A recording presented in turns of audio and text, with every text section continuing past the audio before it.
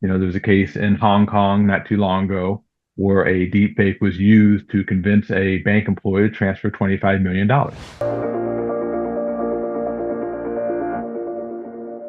What's going on, guys? Welcome to this episode of the Cynexlink Podcast. Today, I am with my man, John. John, thanks so much for hopping on the show today.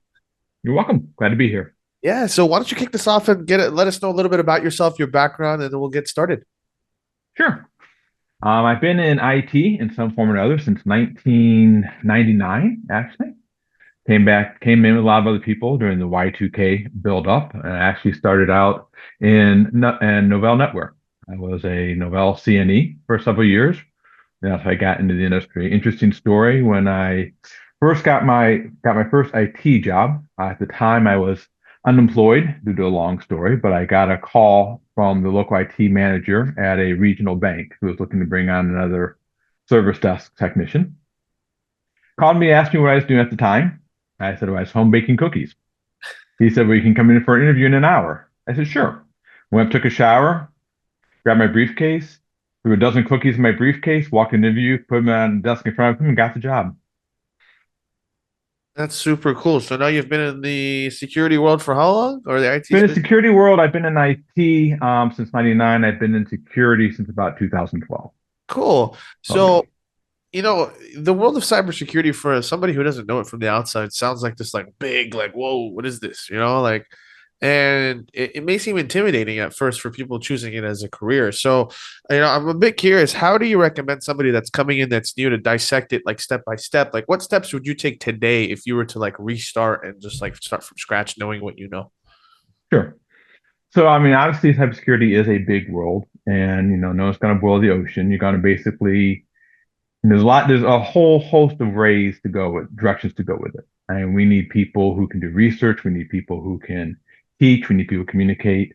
So basically, almost any aspect, any interest you're in within IT in general, or even life in general, you can find a place for that in the cybersecurity world just because there's so many needs.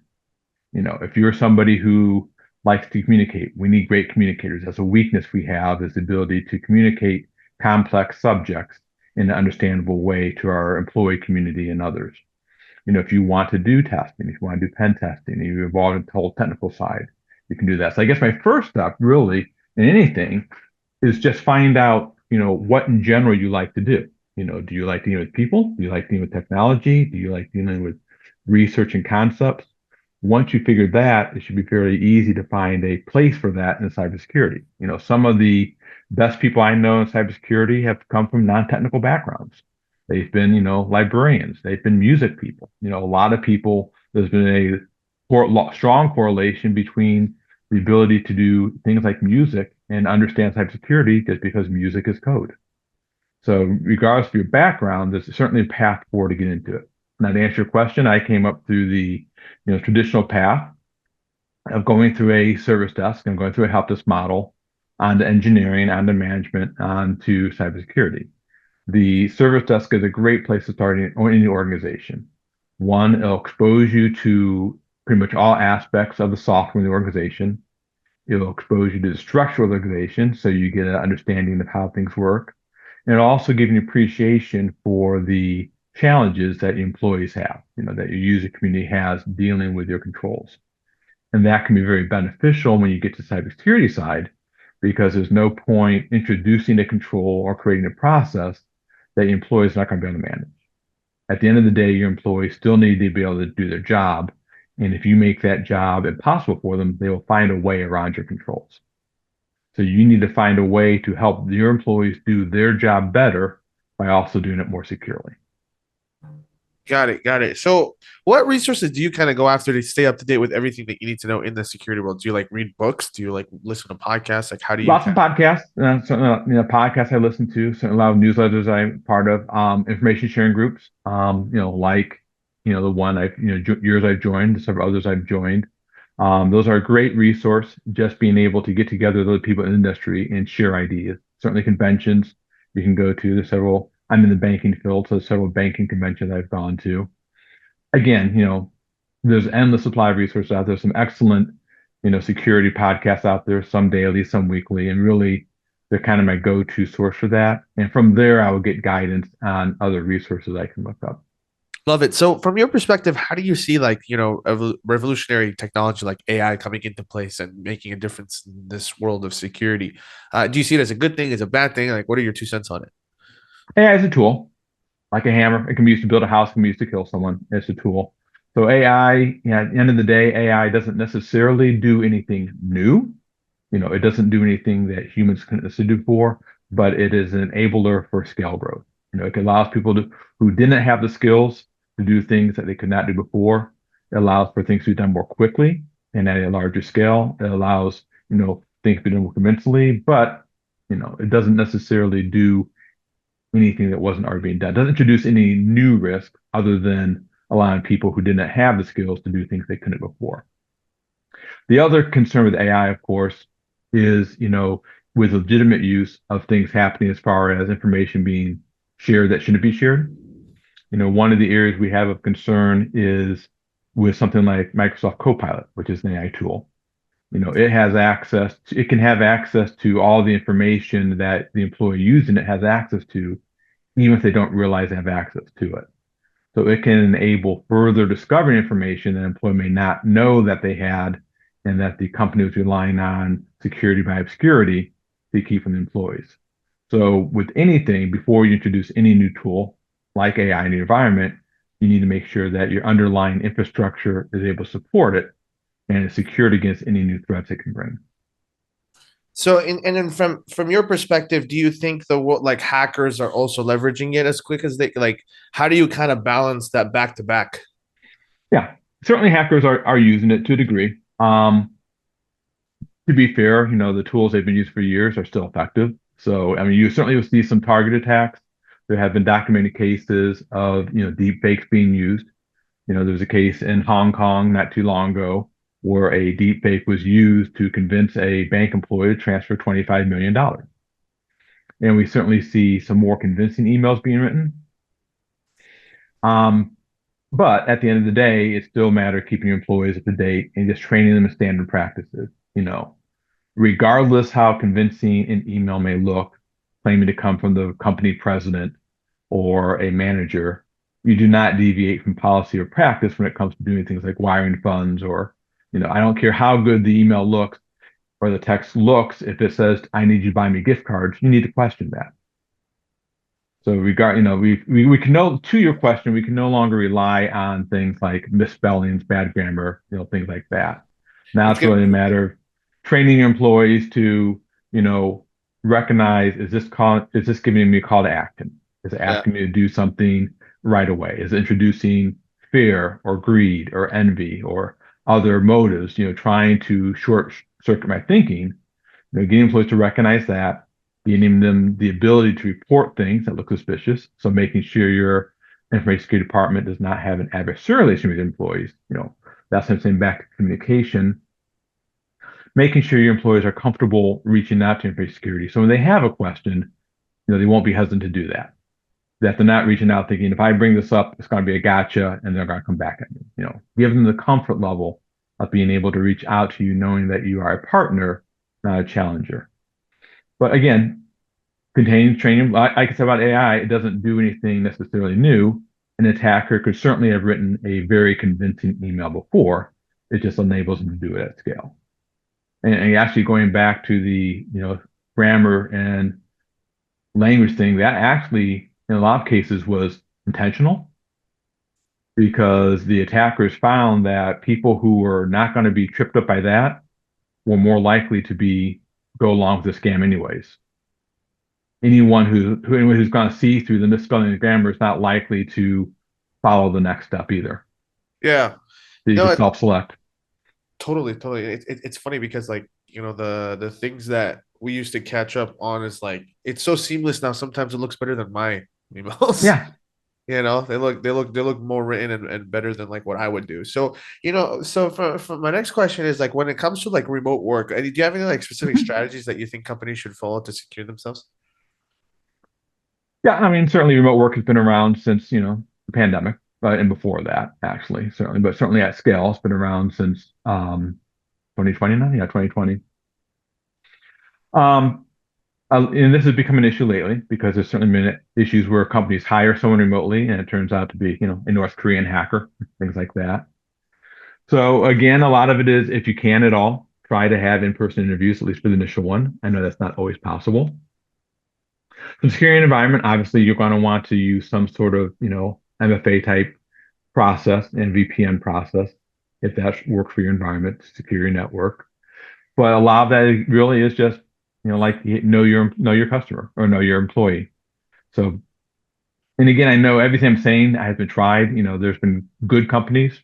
Down in Florida, there was the company KnowBe4. A couple months back, they went through the whole process and they ended up hiring a North Korean hacker as employee. They did the background check, they did everything right, but they still got, and this is a security company, this company that knows the process. They still had an issue. But with that, beyond that, I still say you need to have ongoing monitoring of employee to start recognizing unusual behavior. If you start seeing this employee doing unusual things, there was a case recently where people noticed that an employee would be on a Zoom meeting, but then simultaneously on a Teams meeting, and they found that odd. They noticed that their employee's mobile device was connecting from multiple locations. So having, tools in place to monitor your employee activity, both obviously background checks before hire, but even after hiring to see, what is the pattern of behavior they're doing and is this consistent with what we expect them to see? So, and then I'm kind of like just thinking about your comments here and just reflecting on them. So from a outside perspective, say I don't know anything about like protecting, and like I know something about cybersecurity, but let's say I've never been hacked before, I've Uh-huh. never had like that experience. In an event of a cybersecurity breach, like what are the steps do you think I should be taking to protect myself? We're already like too late, like oops, it happened. So what happens from then? So you already been compromised? Is what you're saying? Yes. Yeah, yeah, Okay. Obviously, if you've already been compromised, obviously, contact your bank, make them aware you've been compromised, put a freeze on your account, change your account, have them on your account, because you don't want to have anything where your, money starts getting moved. Contact the police. You want to fill out a police report because that'll be effective. That'll be helpful for you. Even if the police doesn't do anything, if you have to do anything with insurance or anyone else, they'll want to see that stuff. Contact your credit agency. Put a freeze on you. If you haven't done it already, put a freeze on your credit report so accounts can't be opened in your behalf. I mean, one of the prior to that, obviously, if you have a password manager or using unique passwords for every account, that's helpful. If you were like a lot of people using the same password for everything, then you have a long task of trying to change those passwords and get your identity back. It's a horrible process.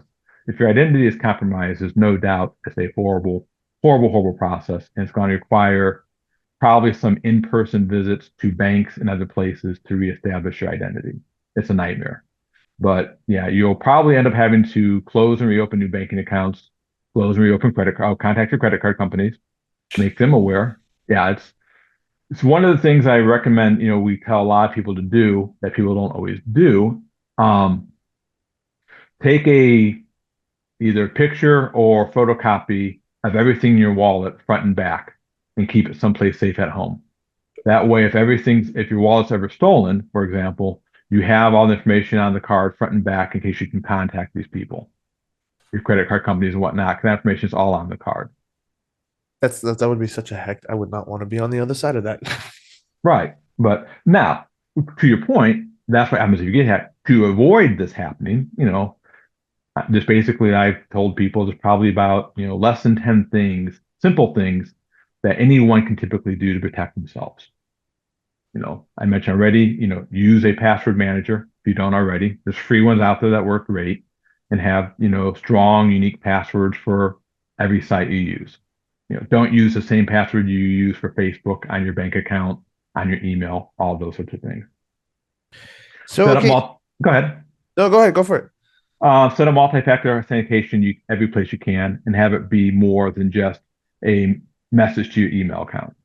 Because if your multi-factor is just you get a message to your email, then your email is basically your point of failure. If someone gets your email, they get everything. So get something like a Microsoft Authenticator, Google Authenticator, something like that's great, or something that'll send you a text message, even if it's not bad, or obviously anything else that would help protect your account. If you can do something that's 502 compliant, all the better.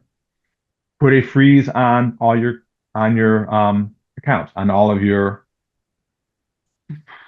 not credit accounts, which I'm making the word, but you put a yeah, do a credit freeze on all your accounts. So on your experience and all those, put a freeze on those so that no one can open new credit cards in your name. Obviously, just become aware of email phishing and text phishing. My other advice is if you ever get a call from a bank or anybody else, official, that you're not expecting, politely hang up and call them back at the known good number, which is typically the number on the back of your card. Even if your bank fraud department, tell them you'll call them back.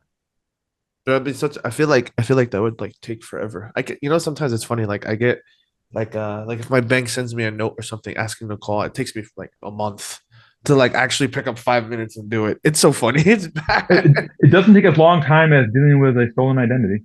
Yeah, that is true. Yeah, you're totally right. So, John, where can people look you up if they want to find you, my man? I'm on LinkedIn, certainly. I'm on LinkedIn. You found me there. Beyond that, to be honest, I don't have a huge social media presence. I exist on Facebook, but I probably haven't posted on Facebook in 6 years. So LinkedIn is probably the best place to find me. Really cool. So it's just is it Jon Densmore? Is that how you say it? Yeah, Densmore. Like Okay. the All drummer for right. the Doors, but no H in the name.